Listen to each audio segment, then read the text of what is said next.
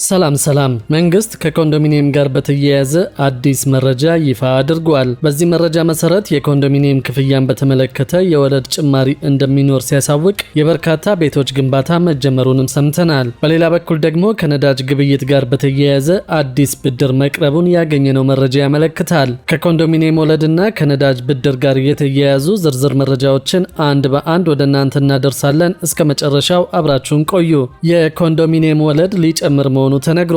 ከዚሁ ጋር በተያያዘም የአዲስ አበባ ቤቶች ልማት ኮርፖሬሽን የኮንዶሚኒየም ውል በወቅቱ መፈጸም ይገባል ሲል ማስጠንቀቂያ አውጥቷል። በተቀመጠው የጊዜ ገደብ ውስጥ ቀርበው ውል በማይፈጽሙ ላይ ተገቢውን የባንክ ወለድ በመጨመር የሚከፍሉ መሆኑን በጥብቅም አሳስበዋል። የአዲስ አበባ ቤቶች ልማት ኮርፖሬሽን ከ4000 በላይ የልማት ተነሺዎች ምትክ የጋራ መኖሪያ ቤቶችን በማስተላለፍ የሽያጭ ውል እያዋዋለ እንደሚገኝ ይፋ አድርገዋል። እነዚህ የልማት ተነሺዎች በኮሪደር ልማት እንዲሁም በተለያዩ የልማት ስራዎች ምክንያት ከመንግስት ቤት የተነሱ መሆናቸውን አስታውቀዋል። ይሁን እንጂ የጋራ መኖሪያ ቤት በሽያጭ ተመድቦላቸው እስካሁን ድረስ የሽያጭ ውል ሳይዋዋሉ የቀሩ የልማት ተነሺዎች መኖራቸውን ይፋ አድርጓል። በዚህ ምክንያትም ኮርፖሬሽኑ በቤቶቹ ላይ ከፍተኛ ወለድ ለመክፈል መገደዱን አስታውቀዋል። በመሆኑም ምትክ የጋራ መኖሪያ ቤት ተሰጧችሁ ውል ሳትፈጽሙ በተሰጣችሁ ቤት ውስጥ እየኖራችሁ ያላችሁ የልማት ተነሺዎች በፍጥነት በኮርፖሬሽኑ የጋራ መኖሪያ ቤቶች ማስተላለፍ ዳይሬክቶሬት ባስቀመጠው ፕሮግራም መሰረት በአካል በመቅረብ የሽያጭ ውል እንድትፈጽሙ አሳስበዋል። በተቀመጠው የጊዜ ገደብ ውስጥ ቀርበው የሽያጭ ውል በማይፈጽሙ የልማት ተነሺዎች ላይ ተገቢውን የባንክ ወለድ ጨምረን የምናስከፍል መሆኑን በጥብቅ እናስታውቃለን ሲልም አክሏል።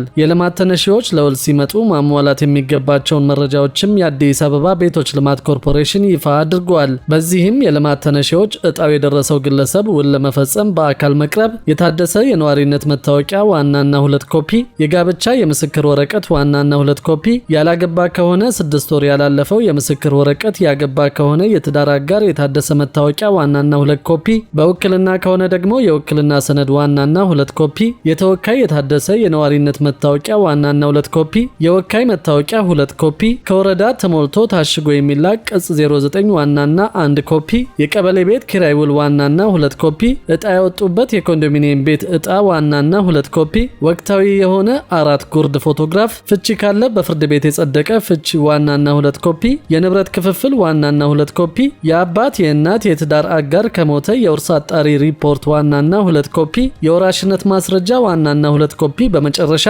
ቤቱ በእነ የተመደበላቸው ከሆነ በልማት ከተነሱበት ወረዳ ቤቶች አስተዳደር ጽሕፈት ቤት የተጻፈ የእነ ስም ዝርዝር ዋናና 1 ኮፒ ማቅረብ ይጠበቅባቸዋል ተብሏል። ከዚሁ ጋር በተያያዘ የበርካታ ኮንዶሚኒየሞች ግንባታ በመፋጠን ላይ እንደሚገኝም ታውቋል። በ2018 ዓ.ም በጀት ዓመት ለመገንባት ከታቀዱት ቤቶች ውስጥ የ97000 ቤቶች ግንባታ እየተፋጠነ እንደሚገኝ የከተማዋ ከንቲባ አዳነች አቤቤ ገልጸዋል። ከንቲባ አዳነች አቤቤ ባስተላለፉት መልእክታቸው ከተማ አስተዳደሩ እያካሄደ ካለው ዘርፈ ብዙ ልማት ውስጥ ለቤት ልማት ልዩ ትኩረት መስጠቱን አመልክተዋል። በ2018 ዓ.ም ለማከናወን ከታቀደው 100,000 የቤቶች ግንባታ ውስጥም የ97000 ቤቶች ግንባታ በአስደናቂ ሁኔታ እየተፋጠነ ይገኛል ሲሉ ተናግረዋል። በግንባታ ላይ ካሉት 17 ሳይቶች መካከል በገርጂ፣ በቱሉ ዲምቱ፣ በገላንጉራ፣ በአቃቂ ቃሊቲ እንዲሁም ደግሞ በነፋስ ስልክ ላፍቶ የገበያ ማዕከል እየተገነቡ ያሉትን ቤቶች አፈጻጸም መገምገሙን ጠቁመዋል። ግምገማ የተደረገባቸው ሳይቶች ፕሮጀክቶች ከተጀመሩ ከ7 እስከ 8 ወራት ቢሆነውም ቀንና ማታ ያለማቋረጥ በመስራት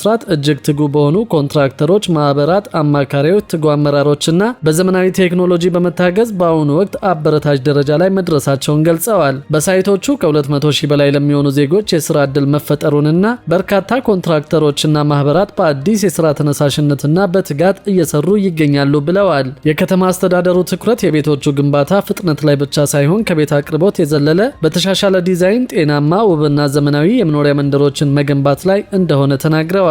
የግንባታ ጥራትን ለማረጋገጥ የአዲስ አበባ ሳይንስና ቴክኖሎጂ ዩኒቨርሲቲ በአማካሪነት ከከተማ አስተዳደሩ ጋር እየሰራ እንደሚገኝ አመልክተዋል።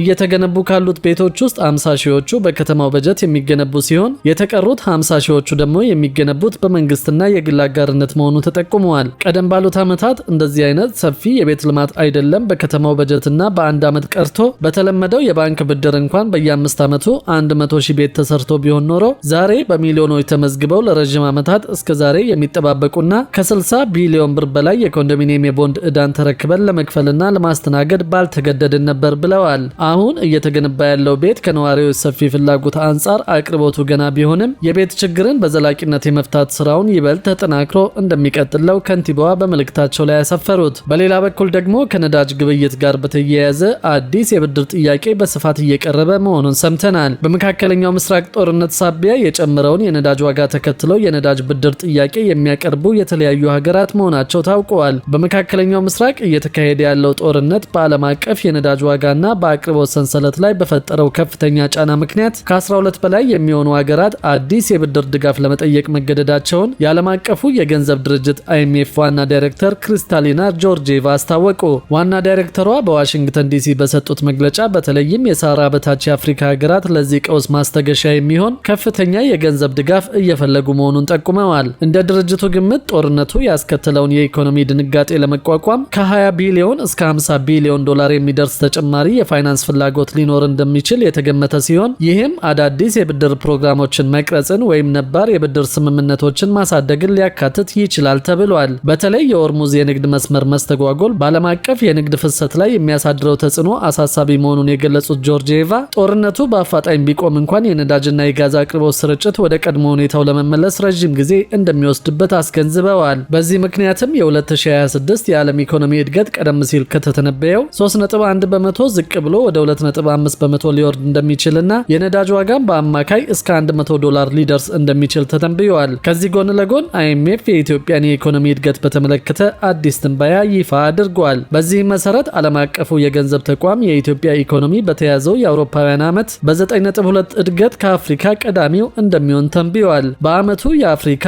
አማካይ እድገት 4.3 በመቶ እንደሚሆንም ተቋሙ ትንበያውን አስቀምጠዋል። ደቡብ አፍሪካ፣ ናይጄሪያ፣ አንጎላና ኬንያ በቅደም ተከተል የአፍሪካ ባለግዙፍ ኢኮኖሚ ይሆናሉ ያለው ተቋሙ ዲሞክራሲያዊት ኮንጎ ሪፐብሊክ 5ኛ ደረጃ ላይ የነበረችውን ኢትዮጵያ ልትተካ እንደምትችልም ገምተዋል። በተያያዘው ዓመት የኢትዮጵያ ዓመታዊ ምርት $122 ቢሊዮን ሲሆን የኮንጎ ግን በማዕድን ገቢና በአገሪቱ መገበያያ ገንዘብ ጥንካሬ ተደግፎ $123 ቢሊዮን እንደሚደርስ ተገምቷል። የኢትዮጵያ መንግስት ኦፊሴላዊ አበዳሪ ሀገራትና ዓለም አቀፍ የግል አበዳሪዎች ከኢትዮጵያ ጋር ቀጣይነት ያለው ገንቢ ግንኙነት እንዲያደርጉና ዓለም አቀፍ የገንዘብ ድርጅቶችም ለሀገሪቱ የኢኮኖሚ ማሻሻያ የመልሶ ማቋቋም መርሃ ግብር ድጋፋቸውን እንዲቀጥሉ ጠይቀዋል።